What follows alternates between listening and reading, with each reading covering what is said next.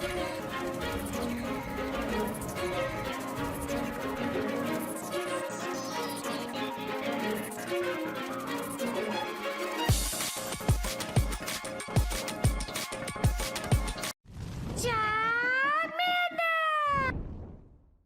guys, King of Charmanders here. Alright, so if you are wondering why am I making a video, it's because the Retro Cup rankings on PvPoke actually dropped. Like, while I was driving to Vegas, I looked at PvPoke. Yes, I do that. That's how addicted I am to PvP. And I was like, oh, the rankings came out, because I expected them to come out. Since they didn't come out yesterday, I was like, okay, they came out today. So, anyways, I do have downtime, so I'm going to make these videos for the Retro Cup real quick so you can see officially on the PvPoke rankings exactly what teams are performing really high and what might do really well for you in the Retro Cup. The funny thing is, like, the number one team is actually a team I predicted would be really good. Anyways, let's get started. So, as you see here, if we go to the top performers tab, all you have to do is hover over here for the top. Oh, wait, hold on. I always forgot to say. Please consider contributing to pvpoke.com. Amazing human being. Again, updates gives us the latest and greatest information as much and fast as possible so that we can be really good at PvP. As you see here, this was actually updated on the 8th, but they dropped. It was like, I think it would just like recently updated. So, as you see here, we have the top 5 teams. So, these are updated, and as you see here, there's some very unique combinations, which actually, one is actually really interesting. Anyways, let's get started. Alright, so I knew Altaria and Talonflame would be a good combination as a budget team. This one is very, very random though. So this features Altaria lead, Talonflame as your closer, and Mew as your safe switch. Except this Mew is actually rocking Wild Charge Dragon Claw. And I'm guessing Dragon Claw is just for Altaria, which kind of works in my opinion. It's really weird. But as you see here, this team is not very bulky just because of Mew and Talonflame not having a super amount of bulk, but it's good in all other positions. As you see here, Altaria as a lead is a beast, and of course Talonflame can pretty much nuke anything in the back with shields and or energy advantage. So, and Mew is a fantastic safe switch. What makes this really interesting is that this one's using, again, it's using a Dragon Claw Mew, which allows you to really bait shields and kind of scares your opponent a lot. And I really like it just because it does bait shields, and even though it doesn't OKO Altaria, your opponent will likely shield the first shield from you, unless they are certainly positive that it is a Wild Charge, which this Mew is actually running Wild Charge, so. As you see here, this team does really, really well. So the big if with this team is just pretty much just the Rock or Ice lead, as I did a lot of emphasis on Altaria. So the Rock or Ice lead is pretty much your worst nightmare. That or Dwebble or Crustle just because of throwing rocks at Altaria. But other than that, this team is very, very powerful. Well, if it's Aggron or Crustle, just be careful because it will do heavy damage against Altaria as well as Talonflame. It'll pretty much erase Talonflame, so just be really careful of both of those. Or just of Crustle. As you see here, this team has a mid-high threat score, so it's not super bad. It's actually pretty decent. So again, Altaria and Talonflame, great budget team. Mew is expensive though, so unless you have one, there are better options if you don't find one on this. If you don't find one on here, it just really depends. So, again, this team is very, very strong, very powerful, and if you are strapped for Stardust, you can switch out Mew for, like, Hypno, but it'll do really well for you in this cup.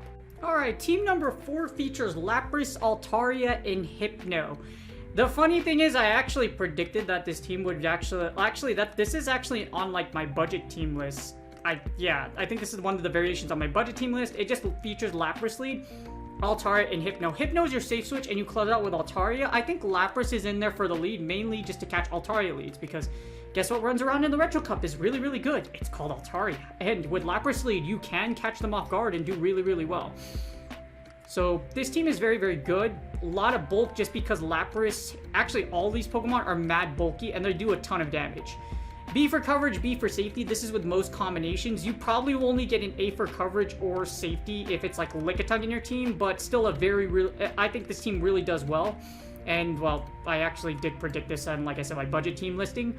But as you see here, this team's worst nightmare is basically Lickitung. Lickitung can beat both Lapras and Altaria in the Actually, this Lickitung can pretty much run through this entire team. So you're going to have to sacrifice one thing just because Lickitung has Power Whip. It makes it pretty dangerous. So because of the Power Whip and Lickitung, you could beat Lickitung with 2 shields with Altaria, but again, it's really, really iffy, so just be careful. It does decently well against the rest of the meta, though. Lapras is mostly done in a lead, like I said, just to catch Altaria leads, which is basically what it is. But this team is really, really good. A lot of bulk, so you're going to be pretty safe. So if you do like those really bulky archetypes, if you do like a whole super bulky team with not a lot of barrier to entry, because this is like all 3 of these Pokemon, other than I would say Lapras, if you don't have a Legacy Lapras, because this does feature Ice Shard, so you do need to either expend an Elite TM, but long-term Lapras I think will be really, really good. As you see here, your biggest threat is definitely Lapras. Jellicent can also give you an issue, but I like the team. This team does a lot of damage, but again, it's kind of weird because Lapras will lose against Celio. It also loses the mirror against itself if they manage to land a Skull Bash on you. So just be really careful, or if they grab a bait. So just be really careful. Jellicent and Lickitung, if you don't have one, can be really oppressive on this team. So just be a little careful. 657, not super high of a threat score, but still, like I mentioned, Lickitung and Jellicent can be around a lot, so just be very careful. Also, again, if you do get the mirror with Lapras, you almost have to win that mirror. You almost have to win the mirror just because you don't want Altaria to line up with Lapras. As you see here, this team is basically on 0.06, so it has a 553 rating, so it's pretty strong, but it's kind of weird just because, like, right over here. Yeah, it's kind of weird, but it has a 0.0, so that means someone made this team. It's a really budgety, and someone was really practicing with it, so it can do very, very well in this cup. So team number 3, oh wait, no, wrong tab. Okay, there you go.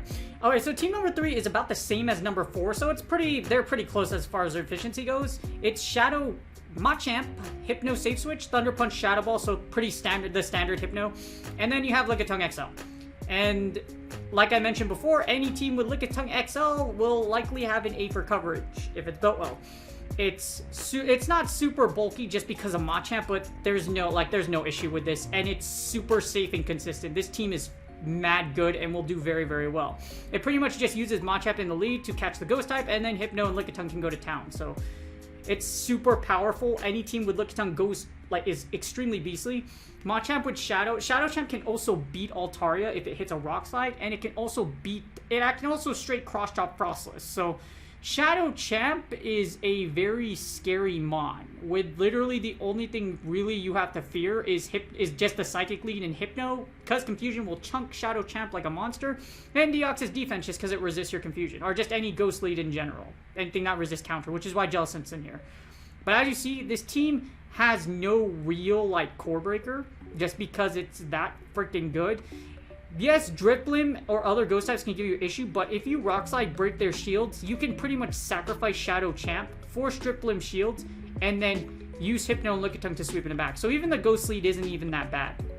As you see, the only thing that core breaks in our team in the one shield is basically Servine, which you almost will never see. If someone's running around the Servine, then you, sir, are a champion. Or you, she, or her, whichever one. If it's a he or she, whichever one is running this mad Servine will destroy everything. Well, destroy this team. Well, not even destroy this team, to be honest with you, because Machamp with 2 shields is nuts. That's how powerful it is. Extremely low threat score, as you see, a 605. Lickitung Hypno Core is extremely powerful. With Shadow Champ in the front to basically beast your opponent's shields and sweep with your back row is a really great idea. I really like this team.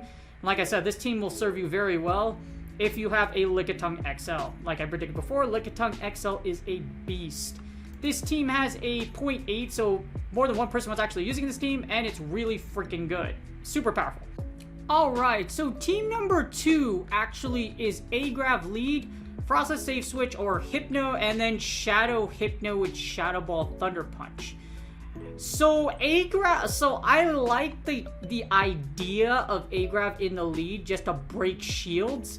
So the thing about Agrav, the reason I don't like Alolan Graveler, like I've been pretty open about this, is just because you can still lose the 2 shield against Altaria. So when you have Altaria versus Graveler, you basically have to, if they get 1 move on you, so if they get 1 extra Dragon Breath there, you basically die. And in order for you to beat Altaria, you have to hit a Stone Edge on Altaria. So if they shield your Stone Edge, it's basically an auto loss. So it's a very, Alolan Graveler is very rough to use.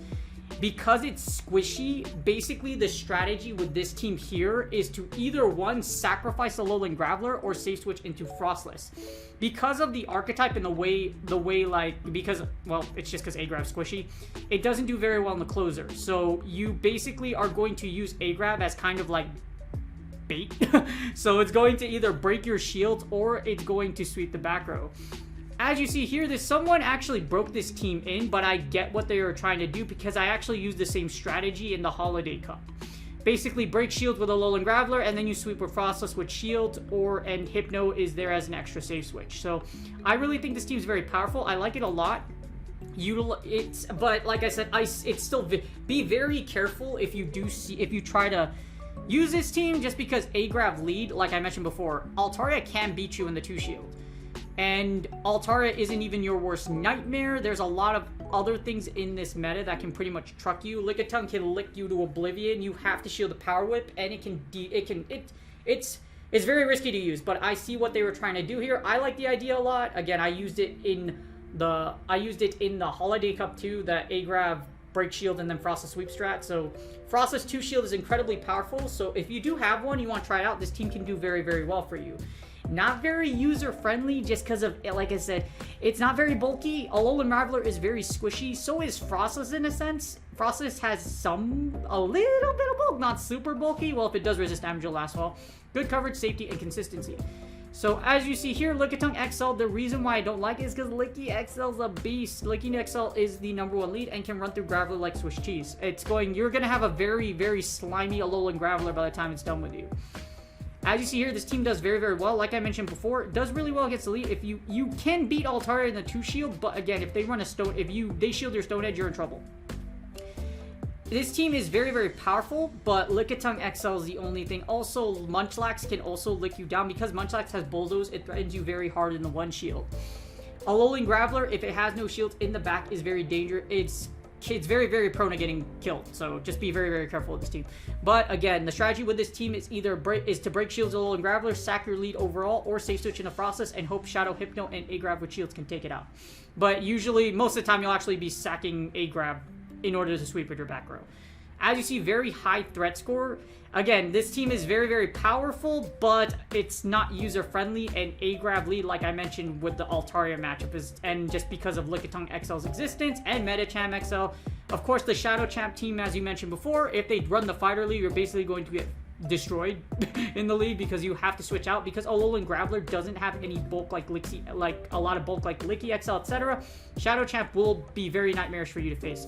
It also fighters also resist rocks, so just keep that in mind. Be very careful of a fighter lead. If you do see the fighter lead, then you almost have to safe switch into Hypno or Frostless. This is why you have the double coverage against fighters against Alolan Graveler. And behold, the most powerful team is, of course, Lickitung. This team is at a 5. That is a very nice last 2 numbers there. This is the greatest rating of all time. The GOAT. The GOAT. I bow down to you, sir, or sir or ma'am, whoever created this team, because I have won. No matter how many times I've broken teams into PvPoke.com, I have never had a 69 rating as my last 2 digits. Very, very impressive. Anyways, as you see here, a lot of people were using this team. It's not really a surprise why it has a 6... Well, wow. This is legendary. A 60.9% usage. Very, very nice. Like, this is incredible. Okay, enough of me fanboying over the fact that someone not only did a 6.9 rating, but also a 6.9 as far as usage. In other words, a lot of people were using this team. This team basically beats every team on this line with the exception of the Machamp team.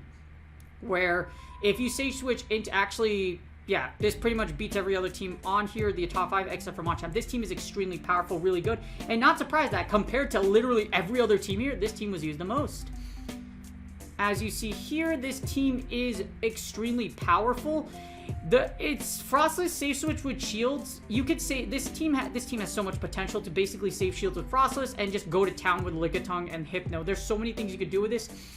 Not super high coverage, or well, high coverage and bulk, great coverage and bulk. Super high safety and extremely safe. So this Hypno and Frostless combination in the back, double safe switch, is very strong and will do very, very well for you and does consistent damage. I think I featured this in my Licky XL team video as well as the top team vids. Yeah. as one of my top team vids. It's just stupid powerful, and it's really, really good. And guess what? A lot of people are using Licky Frostless or Lickitung with Psychic types. It's really, really good. It's really strong. Anyways, this team is very, very powerful against the overall meta. As you see here, there's not a lot of things that actually can run through Lickitung XL. And Lickitung XL beats so many combinations, it's ridiculous. That's because it's so obscenely thick. Your biggest weaknesses with this team is actually Talonflame, which you probably won't see in the lead a lot. But you can pretty much body slam your way through Talonflame just because it's not super bulky. I can see Zangoose giving you a bit of an issue though, just because it essentially is Zangoose basically core breaks this team. Well, not really core break it, because it core breaks the back row, but Lickitung, you have to land close combat, so it's still not comfortable. But very, very powerful against a lot of the higher meta and does very, very well. It has a 6. My mother of holy mother of mercy. This team is legendary. 669. Bro, this is an incredibly powerful threat score. This is, oh my gosh, like, wow. This has been the most impressive team I've ever seen in my entire life. Bar none, can never match this rating. But as you see, this team is really well. Yes, it has a 669 rating, which technically is a mid-high rating, but your biggest problems, 90% of the time, you won't see these in the lead. And a lot of them you won't even see in a team like Typhlosion, Delcatty, Exploud. You likely won't see them, or even Dunsparce. Don't get me wrong, this Pokemon is mighty, but not for Pokemon Go, or I think even in the main series. Someone in the comments can prove me wrong. But anyways, this team is extremely powerful. I think it does really, really well for this cup. A lot of people were using it. So it's statistically good, but 6.9% of the PvPoke.com player base was literally using this team. That's a lot of people. Hey guys, King of Charmanders here. Alright, so if you are wondering why am I making a video, it's because the Retro Cup rankings on PvPoke actually dropped. Like, while I was driving to Vegas, I looked at PvPoke. Yes, I do that. That's how addicted I am to PvP. And I was like, oh, the rankings came out, because I expected them to come out. Since they didn't come out yesterday, I was like, okay, they came out today. So, anyways, I do have downtime, so I'm going to make these videos for the Retro Cup real quick, so you can see officially on the PvPoke rankings exactly what teams are performing really high and what might do really well for you in the Retro Cup. The funny thing is, like, the number 1 team is actually a team I predicted would be really good. Anyways, let's get started. So, as you see here, if we go to the top performers tab, all you have to do is hover over here for the top. Oh, wait, hold on. I always forgot to say. Please consider contributing to PvPoke.com. Amazing human being. Again, updates gives us the latest and greatest information as much and fast as possible so that we can be really good at PvP. As you see here, this was actually updated on the 8th, but they dropped. It was like, I think it would just like recently updated. So as you see here, we have the top 5 teams. So these are updated, and as you see here, there's some very unique combinations, which actually, one is actually really interesting. Anyways, let's get started.